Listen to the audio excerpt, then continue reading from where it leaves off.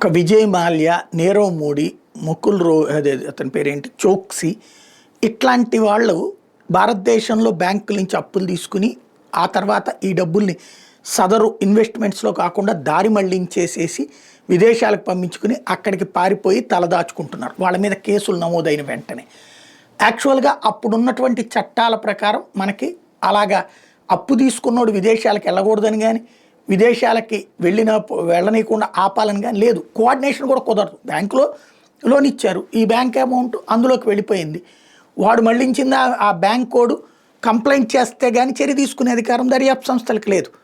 కాబట్టి వాళ్ళ దోన వాళ్ళు వెళ్ళిపోయాక బ్యాంకులు కళ్ళు తెరిచేసి అయ్యో మేము నిఘా ఏజెన్సీలు చూస్తాయనుకున్నామని చెప్పి దొంగ నాటకాలు ఆడినాయి. వాస్తవంగా ఆ బ్యాంక్ మేనేజర్లు కూడా కోట్ల లంచాలు తినే ఉంటారు. అలా లేకపోతే ఏమీ లేని దానికి ఎందుకు ఇస్తారు అంతంత డబ్బులు జరిగినాయి.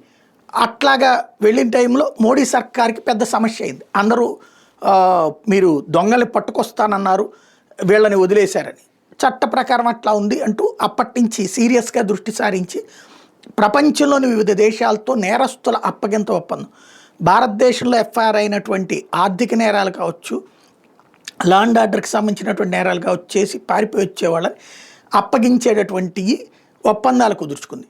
కొన్ని దేశాల్లో కొన్ని రకాలైనటువంటి చట్టాలు ఉంటాయి. ఫర్ ఎగ్జాంపుల్ మన దేశంలో ఖలిస్తానీ తీవ్రవాదము లేకపోతే కాశ్మీరీ తీవ్రవాదము, ఇప్పుడు ఫ్రాన్స్లోనో అమెరికాలోనో వాళ్ళకి తీవ్రవాదం కాదు, అదొక భావ ప్రకటన స్వేచ్ఛ అని భావిస్తారు. అట్లాంటి వాటిట్లో మనం అడిగినా కూడా ఇవ్వరు వాళ్ళు.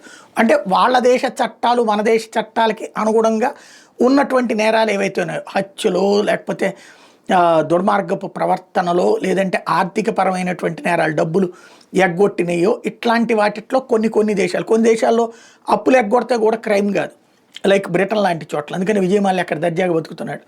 అట్లా ఉంటాయి. కాబట్టి ఆయా చట్టాలకు అనుగుణంగానే వాళ్ళు చూస్తారు. కానీ మన దేశ చట్టాల ప్రకారం అక్కడున్న నేరస్తులు ఏమంటే ఇవ్వరు. కానీ ఇట్లాగా ఆ దేశ చట్టాలు మన దేశ చట్టాల ప్రకారం నేరస్తులు అని చెప్పబడేటటువంటి నేరాల నిరూపణ అన్నటువంటి దేశాలు మాత్రం కొన్ని ఇప్పుడు మనకి సహకరిస్తున్నాయి.